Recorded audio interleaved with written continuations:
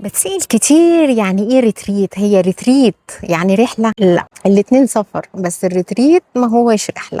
الريتريت لو انت دخلت على جوجل دلوقتي وحاولت تطلع معناها هتلاقي انه معناها الهزيمة، التراجع، هتلاقي لها كذا ترجمة ما هياش محورنا، لكن احنا في علم النفس بيبقى ليها معنى تاني خالص، وفي كل الناس اللي ليهم علاقة بعلوم النفس. الريتريت ده بتبقى البوص اللي بتاخده في حياتك، بتعمل بوص لحياتك وتبتدي تاخد خطوة علشان تنط 1000 خطوة قدام. ساعات في حياتنا كتير بنبقى لازم نفصل الفيشة، لازم نقول ستوب، كفاية، أنا مش عارفة أنا رايح فين ولا جاي منين، أنا حياتي زحمة، أنا مخي زحمة، أنا مش عارف أفكر، أنا مش عارف آخد قرار، أنا مخنوق، أنا مش مبسوط. هنا بيجي دور الريتريت.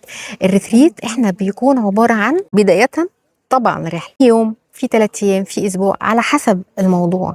الريتريت بيبقى هدفه الرئيسي إنك تقابل نفسك، تصفي مشاعرك، تصفي دماغك، نحطك في حالة استرخاء وتعرف نفسك لنفسك، تقابلها بجد، تحدد أهدافك بجد، تتعرف على مشاعرك. في ناس كتير مننا، وصدقوني مش سهل ابدا انك تسمي مشاعرك بالتسميه الصحيحه. في ناس كتير ما بتعرفش تسمي المشاعر الحقيقيه اللي هي حاسه بيها، وبيبقى متهيأ لها انها حاجه تانية.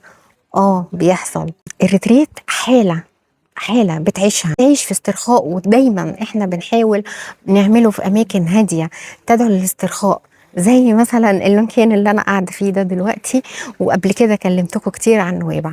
ايوه، نويبع هو مكان بيساعدنا 50% من التارجت اللي انا حاطاه. احنا بيبقى هدفي ان انا اخد ايدك لو انت تايه، انا باخد ايدك واحطك على التراك واقول لك جو. انت اللي هتجو مش انا اللي هجو، انا بس بعرفك الطريق الصح وبعرفك على نفسك وبديك الباور والشجاعه والدعم والسبورت الاساسي اللي انت محتاجه في الفتره دي عشان تبتدي. طبعا بتبقى فيه حلقات بقى مناقشات وفضفضه، وبتبقى جميله جدا ان الناس بتلاقي ناس شبهها، ناس بتقابل نفس المشكله، ناس عندها نفس المشكله. لان اي ريتريت بيبقى ليه موضوع محدد عشان الموضوع ما يوسعش، وبتبقى فيه جلسات 1 تو 1، يعني جلسه فرديه. لو حد مكسوف من حاجه مثلا يقولها، انا باخده على جنب وبتكلم معاه، وبتعتبر استشاره خاصه جوه الرحله. هو ده الريتريت باختصار شديد، لكن هو اوسع من كده كتير، وبنعمل بقى ورش وبنتفسح وبنعمل مغامرات وبنعمل حاجات كتيره جدا. صدقوني الريتريت حاجه مختلفه. بمناسبه الريتريت، في حد قال لي مره، سالني، كان عامل معايا ريتريت واحده، وقالت لي طب ما انا هرجع لنفس البيئه، نفس المكان، نفس الناس، يعني ايه اللي هيتغير؟ لا، احنا مش هنقدر نغير البيت، مش هنقدر نغير الناس، نقدر نغير نفسنا.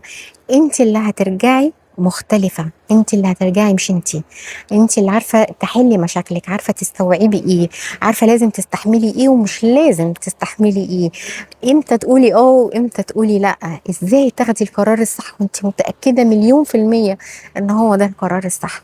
هو ده مهمة الريتريت.